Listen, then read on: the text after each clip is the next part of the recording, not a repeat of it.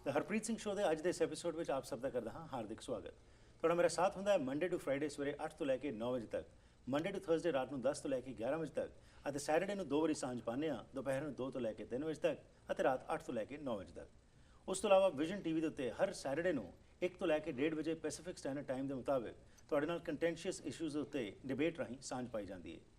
साडा मकसद है इस प्रोग्राम राही तुहानूं एजुकेट करना, इनफॉर्म करना, ताकि तुसीं एम्पावर हो सको और सही फैसले लै सको। ਅੱਜ ਦੇ ਇਸ ਪਹਿਲੇ ਸੈਗਮੈਂਟ ਵਿੱਚ ਤੁਹਾਡੀ ਮੁਲਾਕਾਤ ਕਰਵਾਉਣ ਜਾ ਰਹੇ ਮਿਸਟਰ ਅਰਵਿੰਦਰ ਸਿੰਘ ਕਲਸੀ ਨਾਲ, ਜਿਹੜੇ ਕਿ ਇੱਕ ਨਾਮਵਰ ਕ੍ਰੈਡਿਟ ਕਾਉਂਸਲਰ ਹਨ। ਇਹ ਸਾਡੇ ਨਾਲ ਆ ਕੇ ਤੁਹਾਨੂੰ ਫਾਈਨੈਂਸ਼ੀਅਲ ਇਨਫੋਰਮੇਸ਼ਨ ਦਿੰਦੇ ਨੇ ਤਾਂ ਕਿ ਤੁਸੀਂ ਐਮਪਾਵਰ ਹੋ ਸਕੋ।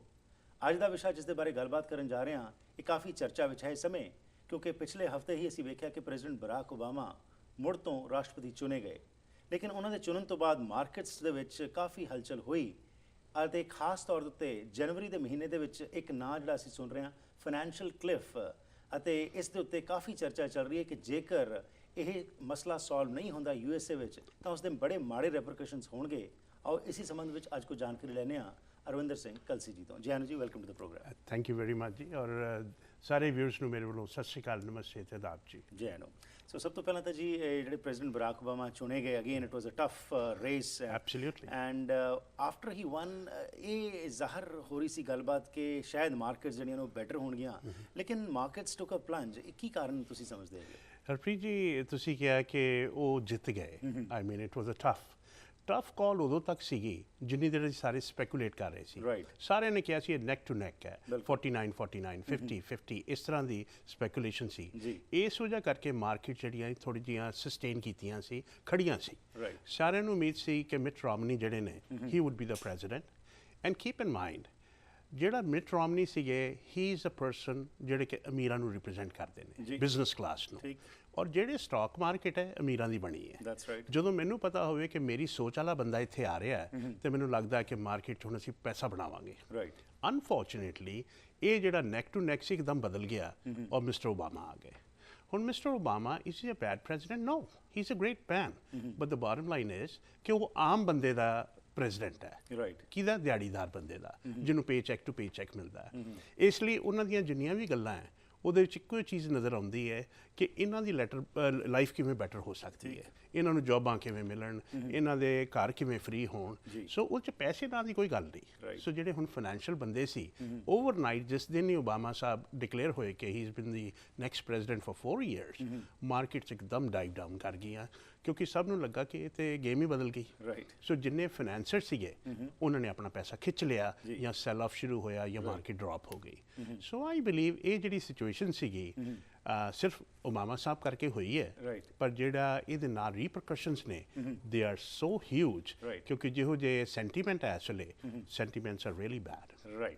ਓਕੇ, ਹੁਣ ਜਿਸ ਤਰ੍ਹਾਂ ਤੁਸੀਂ ਗੱਲ ਕੀਤੀ ਕਿ ਸੈਂਟੀਮੈਂਟਸ 'ਤੇ, ਲੇਕਿਨ ਕੀ ਤੁਹਾਨੂੰ ਹੁਣ ਲੱਗ ਰਿਹਾ ਕਿ ਅਗਲੇ 4 ਸਾਲ ਜਿਹੜੇ ਨੇ ਖਾਸ ਤੌਰ 'ਤੇ ਬੜੇ ਕਰੂਸ਼ੀਅਲ ਨੇ, ਅਤੇ ਬੀਇੰਗ ਅ ਸੁਪਰ ਪਾਵਰ ਜੋ ਕੁਝ USA ਵਿੱਚ ਹੋਣਾ ਹੈ ਉਸ ਦਾ ਅਸਰ ਸਾਰੀ ਦੁਨੀਆ 'ਤੇ ਪੈਣਾ ਹੈ, ਖਾਸ ਤੌਰ 'ਤੇ ਕੈਨੇਡਾ ਦੇ, because we are their largest trading partner. So ਹੁਣ ਤੁਸੀਂ ਕੀ ਵਿਜ਼ੂਅਲਾਈਜ਼ ਕਰ ਰਹੇ ਹੈਗੇ ਹੋ ਕਿ ਅਗਲੇ ਜਿਹੜੇ 4 ਸਾਲ ਨੇ ਉਹਦੇ ਵਿੱਚ ਕੀ ਮਿਸਟਰ ਓਬਾਮਾ ਦੀ ਜਿਹੜੀ ਪਾਲਿਸੀਜ਼ ਨੇ ਉਹਦੇ ਵਿੱਚ ਕੁਝ ਬਦਲਾਅ ਆਏਗਾ, ਜਾਂ ਜੋ ਪਹਿਲਾਂ ਚੱਲ ਰਿਹਾ ਸੀ ਉਸ ਨੂੰ ਹੀ ਇਹ ਕੰਟੀਨਿਊ ਰੱਖਣਗੇ? ਦੇਖੋ, ਪਹਿਲੀ ਗੱਲ ਤੇ ਜਿਹਨੂੰ ਸਿਆਣੇ ਕਹਿੰਦੇ ਨਾ, ਡੁੱਬਦੇ ਨੂੰ ਤਿਨਕੇ ਦਾ ਸਹਾਰਾ। ਸਾਰੀ ਇਕੋਨਮੀ ਡੁੱਬ ਚੁੱਕੀ ਸੀ ਜਦੋਂ ਆਏ। 80,000 ਜੌਬਸ ਜੇ ਮਹੀਨੇ ਦੀਆਂ ਤੁਸੀਂ ਲੂਜ਼ ਕਰ ਰਹੇ ਹੋਵੋ, ਯੂ ਕੈਨ ਇਮੈਜਿਨ ਕਿ ਆਪਾਂ ਕਿਹੜੀ ਜਗ੍ਹਾ ਸੀ। ਫ੍ਰੀ ਫਾਲ ਸੀ। ਅੱਛਾ, ਫ੍ਰੀ ਫਾਲ ਨੂੰ ਬਚਾਉਣ ਦੀ ਖਾਤਰ ਓਬਵੀਅਸਲੀ ਕੋਈ ਨਾ ਕੋਈ ਸਪੋਰਟ ਚਾਹੀਦੀ ਸੀ, ਔਰ ਉਹ ਸਪੋਰਟ ਦੇ ਵਿੱਚ ਜਿਹੜੀ ਇਨਵੈਸਟਮੈਂਟਸ ਇੰਨੀ ਲਿਆਂਦੀਆਂ ਉਹਨਾਂ ਨੇ, ਸਟਿਮੂਲਸ ਪੈਕੇਜ ਜਿਹੜੇ ਆਏ, ਉਹਦਾ ਮਕਸਦ ਇਹ ਸੀ ਕਿ ਫ੍ਰੀ ਫਾਲ ਰੁਕ ਜਾਏ। ਫਿਰ ਫ੍ਰੀ ਫਾਲ ਰੁਕੀ, ਹੁਣ ਉਹਦੇ 'ਚ ਬਾਊਂਸ ਨਹੀਂ ਸੀ। ਕਹਿਣ ਦਾ ਮਤਲਬ ਜਦੋਂ ਬੰਦਾ ਕਿਸੇ ਜਾਲ ਦੇ ਉੱਤੇ ਛਾਲ ਮਾਰਦਾ, ਬਾਊਂਸ ਬੈਕ ਹੁੰਦਾ, ਉਹ 'ਚ ਬਾਊਂਸ ਨਹੀਂ ਸੀ। ਹੁਣ ਉਹ ਬਾਊਂਸ ਨੂੰ ਕ੍ਰੀਏਟ ਕਰਦੇ, ਓਵਰਨਾਈਟ ਤੇ ਹੋਣਾ ਨਹੀਂ, ਔਰ ਇੱਥੇ ਮਿਲੀਅਨਸ ਆਫ ਲੋਕਾਂ ਦੀ ਗੇਮ ਹੈ। ਸੋ ਇਸ ਚੀਜ਼ ਨੂੰ ਕਰਦੇ ਕਰਦੇ 4 ਸਾਲ ਦੇ ਵਿੱਚ ਉਹਨਾਂ ਨੇ ਕੁਝ ਸਟੇਬਿਲਿਟੀ ਆਂਦੀ। ਅੱਜ ਦੀ ਡੇਟ ਦੇ ਵਿੱਚ ਇਕੋਨਮੀ ਕੁਝ ਥੋੜੀ ਮੂਵ ਹੋਣੀ ਸ਼ੁਰੂ ਹੋਈ, ਕੁਝ ਜੌਬਾਂ ਕ੍ਰੀਏਟ ਹੋਈਆਂ, ਲੋਕਾਂ ਦੇ ਕੌਨਫੀਡੈਂਸ ਵਧੇ ਕਿ ਇਹ ਜਿਹੜਾ ਪ੍ਰੈਜ਼ੀਡੈਂਟ ਹੈ ਇਹ ਸਾਨੂੰ ਸ਼ਾਇਦ ਕਿਤੇ ਕੱਢ ਕੇ ਲੈ ਜਾਏ। ਪਰ ਹੁਣ ਦੂਜੇ ਬੰਨੇ ਮੈਂ ਮਿਟ ਰੋਮਨੀ ਸੀ, ਮੈਨੂੰ ਲੱਗਾ ਕਿ ਇਹਨਾਂ ਨੂੰ ਜੇ ਸੁੱਟ ਕੇ ਮੈਂ ਆ ਜਾ ਤੇ then again the thing should be different. ਇੱਕ ਲਫ਼ਜ਼ ਜਿਹੜਾ ਅੱਜ ਤੱਕ ਕਦੀ ਨਹੀਂ ਸੀ ਸੁਣਿਆ, ਕਲਿਫ। ਹੋਇਆ। ਹੁਣ ਕਲਿਫ ਦਾ ਮਤਲਬ ਕੀ ਹੁੰਦਾ ਹੈ? ਪਹਾੜੀ। ਬਿਲਕੁਲ ਜੀ, ਕਿ ਐਂ ਚੜਾਈ ਚੜ ਗਈ, ਸਟੀਪ ਪਹਾੜੀ ਜੀ। ਹੁਣ ਇਹ ਸਟੀਪ ਪਹਾੜੀ ਦੇ ਨਾਲ ਇੱਕ ਫਿਗਰ ਐਡ ਹੈ $600 ਬਿਲੀਅਨ। ਰਾਈਟ। ਹੁਣ $600 ਬਿਲੀਅਨ ਇਹਨਾਂ ਨੇ ਅਗਲੇ ਫਿਸਕਲ ਈਅਰ ਦੇ ਵਿੱਚ ਕੱਟ ਕਰਕੇ ਤੇ ਇਕਨੋਮੀ ਨੂੰ ਦੇਣਾ ਜੀ। ਹੁਣ ਇਹ ਕਿੱਥੋਂ ਕੱਟਿਆ ਜਾਣਾ ਹੈ? ਪਹਿਲੀ ਗੱਲ ਤੇ ਜਿੰਨੇ ਸਾਡੇ ਲੋਕਾਂ ਦੇ ਟੈਕਸਿਸ ਨੇ ਅਮੀਰਾਂ ਦੇ ਉੱਤੇ ਉਹ ਵਧਾਏ ਜਾਣ, ਠੀਕ ਹੈ, ਔਰ ਦੂਜੇ ਬੰਨੇ ਜਿਹੜੀ ਸਪੈਂਡਿੰਗ ਉਹਨੂੰ ਘਟਾਇਆ ਜਾਏ।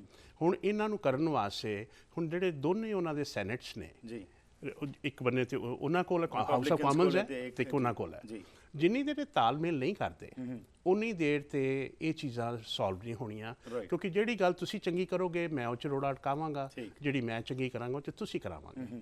ਹੁਣ ਟੈਕਨੀਕਲੀ ਜੇ ਵੈਸੇ ਦੇਖਿਆ ਜਾਏ ਏਡੀ ਵੱਡੀ ਪਾਵਰ ਹੋਣ ਦੇ ਬਾਵਜੂਦ ਕਿ ਇਹਨਾਂ ਕੋਲ ਇੰਨਾ ਪੈਸਾ ਸਾਰੇ ਵਰਲਡ ਨੂੰ ਲੀਡ ਕਰਦੇ ਨੇ, ਕਦੀ ਅਸੀਂ ਇਹਨਾਂ ਦੇ ਘਰ 'ਚ ਵੜ ਕੇ ਦੇਖੀਏ ਕਿ ਕਿੱਡੀ ਭੁੱਖਮਰੀ ਉੱਥੇ। ਪਿੱਛੇ ਤੁਸੀਂ ਸ਼ਾਇਦ ਸੁਣਿਆ ਹੋਵੇ ਕਿ ਅਫਗਾਨਿਸਤਾਨ ਦੇ ਵਿੱਚ $1 ਬਿਲੀਅਨ ਰੋਜ਼ ਦਾ ਖਰਚ ਹੁੰਦਾ ਸੀ। ਜੇ ਇਹੋ ਹੀ ਪੈਸਾ ਅਸੀਂ ਆਪਣੇ ਸਿਟੀਜ਼ਨ ਨੂੰ ਦਿੱਤਾ ਹੁੰਦਾ, ਸਾਡੀ ਐਜੂਕੇਸ਼ਨ ਬੈਟਰ ਹੁੰਦੀ, ਲੋਕਾਂ ਦੀ ਲਿਵਿੰਗ ਬੈਟਰ ਹੁੰਦੀ, ਪਰ ਅਗੇਨ ਉਹ ਚੀਜ਼ਾਂ ਨਹੀਂ ਹੋਈਆਂ। ਸੋ ਅੱਜ ਇਹ ਜਿਹੜਾ $600 ਬਿਲੀਅਨ ਦਾ ਕਲਿਫ ਹੈ, ਇਹਨੂੰ ਦੇਖਦੇ ਹੋਏ ਰੱਬ ਨਾ ਕਰੇ ਜੇ ਰਿਪਬਲਿਕਨਸ ਨੇ ਰੋੜਾ ਅਟਕਾਤਾ ਤੇ ਪਾਸ ਨਹੀਂ ਹੋਣਾ। ਇਹ ਪਾਸ ਨਹੀਂ ਹੋਣਾ, ਪੈਸਾ ਨਹੀਂ ਹੋਏਗਾ, ਪੈਸਾ ਨਹੀਂ ਹੋਏਗੀ, ਫਿਰ ਅਨਐਮਪਲੋਇਮੈਂਟ ਜਿਹੜੀ ਹੈ ਉਸੇ ਤਰ੍ਹਾਂ ਸ਼ੁਰੂ ਹੋ ਜਾਏਗੀ। ਸੋ ਜਿਹੜੀ ਉਹ ਚੀਜ਼ਾਂ ਨੇ, ਈਵਨ ਸਾਡੇ ਕੈਨੇਡੀਅਨ ਫਾਈਨੈਂਸ ਮਿਨਿਸਟਰ ਜਿਹੜੇ ਨੇ ਮਿਸਟਰ ਫਲੈਰਟੀ, ਉਹਨਾਂ ਨੇ ਵੀ ਕਿਹਾ ਕਿ we are looking at a recession. ਜੇ ਰੱਬ ਨਾ ਕਰੇ ਰਿਸੈਸ਼ਨ ਆ ਗਿਆ, ਅਗੇਨ ਫਿਰ ਉਹੀ ਗੱਲ ਆ ਜਾਂਦੀ ਹੈ, ਆਰ ਵੀ ਆਪਟੀਮਿਸਟਿਕ ਔਰ ਪੈਸਿਮਿਸਟਿਕ? ਆਪਟੀਮਿਸਟਿਕ ਤੇ ਹੈਗੇ ਆ, ਪਰ ਕਿਉਂ ਰਿਐਲਿਟੀ ਲੇਕਿਨ ਜੋ ਹੈ ਉਸ ਨੂੰ ਤੁਸੀਂ ਨਜ਼ਰਅੰਦਾਜ਼ ਨਹੀਂ ਕਰ ਸਕਦੇ। ਤੇ ਜੇ ਕੋਈ ਬੰਦਾ ਸਾਡੇ ਚੋਂ ਅੜ ਗਿਆ ਕਿ ਇਹ ਕੰਮ ਨਾ ਹੋ ਸਕਿਆ ਤੇ ਯੂਐਸ 'ਚ ਤੇ ਰਿਸੈਸ਼ਨ ਆਏਗਾ ਹੀ ਆਏਗਾ, ਔਰ ਉਹਦਾ ਇਫੈਕਟ ਜਿਹੜਾ ਸਾਡੇ ਤੇ ਆਏਗਾ। ਔਰ ਜਿਹੜਾ ਸਾਡੇ ਤੇ ਇਫੈਕਟ ਆਣਾ ਹੈ ਉਹ ਆਲਰੇਡੀ ਯੂਰਪ 'ਚ ਜੋ ਯੂਰੋ ਦਾ ਹਾਲ ਹੈ ਉਹ ਆਲਰੇਡੀ ਹੈਗਾ। ਸੋ ਇਹ ਪਾਲਿਸੀਜ਼ ਦੇ ਉੱਤੇ ਡਿਪੈਂਡ ਕਰਦਾ ਹੈ। ਔਰ ਈਵਨ ਸਾਡੇ ਪ੍ਰਾਈਮ ਮਿਨਿਸਟਰ ਨੇ ਵੀ ਜਾਂ ਵਰਲਡ ਲੀਡਰਸ ਨੇ ਵੀ ਓਬਾਮਾ ਸਾਹਿਬ ਨੂੰ ਕਿਹਾ ਹੈ ਕਿ ਕਮ ਡਾਊਨ ਟੂ ਅ ਕੰਸੈਂਸਸ, ਬੈਠ ਕੇ ਆਪਸ 'ਚ ਤੁਸੀਂ ਫੈਸਲਾ ਕਰ ਲਓ ਤਾਂ ਕਿ ਇਹ ਹਰਡਲ ਜਿਹੜਾ ਹੈ ਸਾਰੇ ਵਰਲਡ ਨੂੰ ਇਹਨਾਂ ਸੈਸ਼ਨ 'ਚ ਫਿਰ ਤੱਕ ਦੇਣਾ ਹੈ, ਇਹ ਨਾ ਹੋਣ ਦੇਈਏ।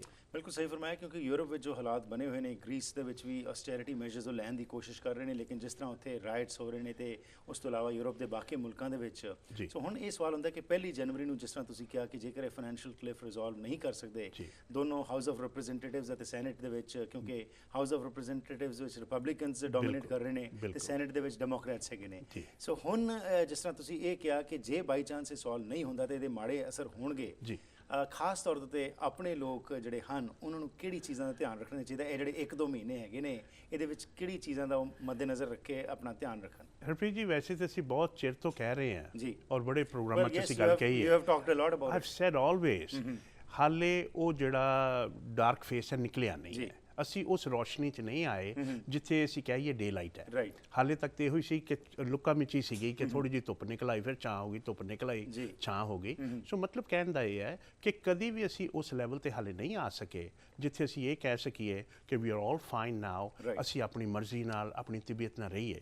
ਪਰ ਜਿਹੜੇ ਹੁਣ ਹਾਲਾਤ ਨਜ਼ਰ ਆ ਰਹੇ ਨੇ, ਇਹ ਹਾਲਾਤ ਜਿਹੜੇ ਨੇ ਮੇਰਾ ਖਿਆਲ ਹੈ ਕਿ almost up till coming down to March ਦਾ ਫਰਸਟ ਕੁਆਰਟਰ, ਕਿਉਂਕਿ ਜਨਵਰੀ ਪਹਿਲੀ ਨੂੰ ਕੋਈ ਅਚਾਨਕ ਨਹੀਂ ਕੁਛ ਹੋਣਾ। ਕਹਿਣ ਦਾ ਮਤਲਬ ਉਸ ਤੋਂ ਬਾਅਦ ਜੇ ਡਾਇਲੌਗ ਚੱਲਦਾ ਹੈ ਔਰ ਕਿੰਨੇ ਕੁ ਸਾਡੇ ਕੋਲ ਉਹਨਾਂ ਦੀਆਂ 6 ਬਿਲੀਅਨ ਨੂੰ ਅਚੀਵ ਕਰਨ ਨੂੰ ਕੀ ਕਰਦੇ ਨੇ। So I would say till first quarter ਵਿਚ ਇਜ਼ ਮਾਰਚ 2013, ਸਾਨੂੰ ਸਾਰਿਆਂ ਨੂੰ ਬੜੇ ਸੋਚ ਸਮਝ ਕੇ ਬੜੇ ਧਿਆਨ ਨਾਲ ਰਹਿਣਾ ਚਾਹੀਦਾ ਹੈ। ਔਰ ਧਿਆਨ 'ਚ ਰਹਿਣ ਦਾ ਸਿਰਫ ਇਹੀ ਮਤਲਬ ਹੈ ਕਿ ਫਜ਼ੂਲ ਇਨਵੈਸਟਮੈਂਟਸ, ਫਜ਼ੂਲ ਇੱਧਰ ਉੱਧਰ ਦੇ ਵਿੱਚ ਆਪਣੇ ਹੱਥ ਫਸਾਉਣੇ, ਇਹ ਜਿਹੜੀਆਂ ਚੀਜ਼ਾਂ ਤੋਂ ਥੋੜ੍ਹਾ ਜਿਹਾ ਆਪਾਂ ਜੇ ਗੁਰੇਜ਼ ਕਰ ਸਕੀਏ। ਕਿਉਂਕਿ ਜੇ 2013 ਤੋਂ ਬਾਅਦ ਜੇ ਯੂਐਸ ਦੀ ਇਕਾਨਮੀ ਮੂਵ ਹੋਏਗੀ ਨਾ, ਸਾਡੀ ਆਟੋਮੈਟਿਕਲੀ ਹੋਏਗੀ। ਉਹ ਅਸੀਂ ਇਹਨੂੰ ਹਮੇਸ਼ਾ ਬਿਗ ਬ੍ਰਦਰ ਕਹਿੰਦੇ ਆ ਕਿ ਜੋ ਉੱਥੇ ਹੁੰਦਾ ਉਹਦਾ ਅਸਰ ਸਾਡੇ ਤੇ ਹੁੰਦਾ ਹੈ। ਜੇ ਕੱਲ ਨੂੰ ਉਹਨਾਂ ਦੀ ਗੱਡੀ ਚੱਲ ਪਈ, ਸਾਡੀ ਤੇ ਆਟੋਮੈਟਿਕਲੀ ਰਿੜ ਪੈਣੀ ਹੈ।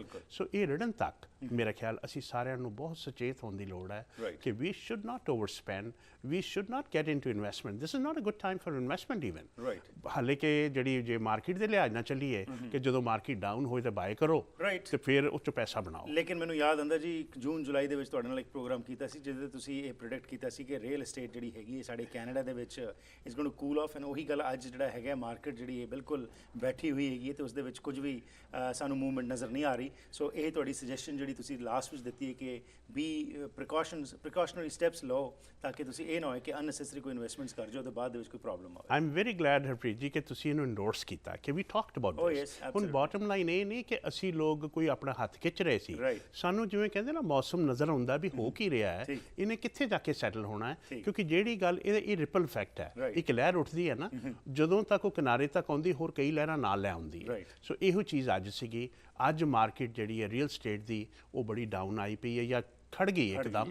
ਔਰ ਜਿਹੜਾ ਤੁਸੀਂ ਇਸ ਵੇਲੇ ਧਿਆਨ ਨਾਲ ਜੇ ਗੌਰ ਕਰੀਏ ਤੇ ਜਿਹੜੀ ਆਕੂਪੈਂਸੀ ਹੈ, ਆਕੂਪੈਂਸੀ ਮੈਂ ਲਾਸਟ ਟਾਈਮ ਵੀ ਕਿਹਾ ਸੀ Right. 30% ਤੋਂ ਉੱਪਰ ਨਹੀਂ ਹੈਗੀ। Absolutely. ਸੋ ਉਹ ਜਿਹੜਾ ਬਬਲ ਹੈ that could strike any time. Right. So I would recommend everybody, please take it easy, ਕਾਹਲੀ ਨਾ ਕਰੋ, ਥੋੜਾ ਜਿਹਾ ਟਾਈਮ ਹੋਰ ਦਿਓ ਆਪਣੇ ਆਪ ਨੂੰ। ਜਦੋਂ ਫਿਰ ਅੱਛਾ ਟਾਈਮ ਆਏਗਾ please go ahead do investments, enjoy ਕਰੋ ਤਾਂ ਕਿ ਕੋਈ ਪਰੇਸ਼ਾਨੀ ਨਾ ਆਵੇ। ਬਹੁਤ ਖੂਬ ਜੀ, thank you very much for your time, and as usual ਜਦੋਂ ਤੁਸੀਂ ਆਉਂਦੇ ਹੋ ਕੋਈ ਨਾ ਕੋਈ pearls of wisdom financial information ਦੇ ਜਾਂਦੇ ਹੋ ਜਿਸ ਨਾਲ ਕਿ ਸਾਡੇ ਵਿਊਅਰਸ ਨੂੰ ਬੈਨੀਫਿਟ ਹੁੰਦਾ ਹੈ। Thank you very much for your time. My pleasure, sir. Thank you.